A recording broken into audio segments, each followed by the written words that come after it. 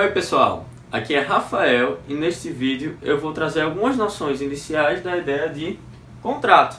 Primeira coisa que vocês precisam saber sobre o contrato é que ele se trata de um acordo de vontades. Se ele é um acordo, então é necessário que nós tenhamos pelo menos dois sujeitos de direito para formalizar um contrato. É necessário que um sujeito de direito manifeste a sua vontade e que o outro também manifeste a sua vontade de modo que não seja incompatível com a primeira vontade que foi manifestada. É necessário que essas vontades se encontrem e sejam no mesmo sentido para produzir efeitos jurídicos. Daí elas acordam e nós teremos a formação de um contrato.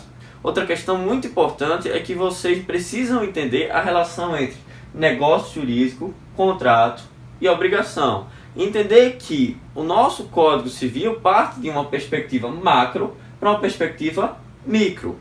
O negócio jurídico é um gênero no qual o contrato é sua principal espécie, mas nem todo negócio jurídico vai ser um contrato.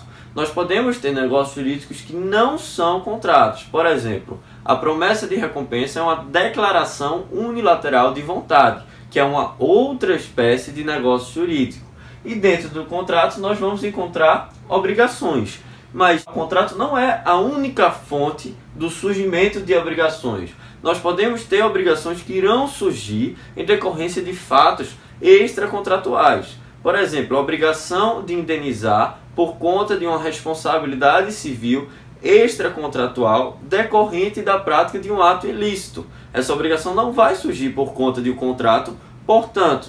Outra questão muito importante é que normalmente dentro dos contratos nós temos uma pluralidade de obrigações. Por exemplo, no contrato de compra e venda, nós temos uma obrigação do vendedor com o comprador, que é de transferir o domínio da coisa, e uma obrigação do comprador com o vendedor, que é de pagar o preço. Essas são as duas obrigações principais dentro do contrato de compra e venda. Mas além das obrigações principais, nós teremos obrigações acessórias. Por exemplo, uma garantia que eles estipulem dentro do contrato, multas por decorrentes do inadimplemento, forma de pagamento, local do pagamento, isso tudo são obrigações acessórias. Por fim, é importantíssimo que vocês não confundam o contrato com o papel no qual ele é assinado.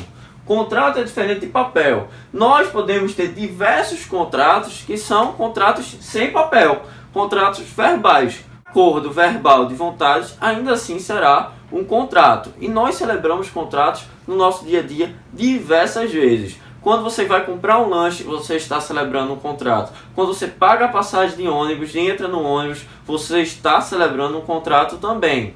Outra questão é que mesmo quando nós tenhamos papel, esse papel, regra geral, deve ser considerado como se fosse uma fotografia daquele momento da relação contratual. Normalmente é o início da relação contratual, mas o contrato ele não é uma fotografia. O contrato ele deve ser visto mais como um filme, porque o contrato ele não é estático, ele não é rígido, ele é dinâmico, ele vai sendo modificado ao longo da relação contratual. E como é que se dá essa modificação? Essa modificação ocorre através do comportamento das partes, porque o comportamento das partes contratuais deve ser visto também como uma manifestação de vontade, ainda que indireta. Então, se uma parte se comporta de modo diverso do que está no papel, de maneira reiterada, e a outra parte aceita, nós teremos que entender que houve uma modificação no contrato, ainda que no papel se diga de maneira diferente.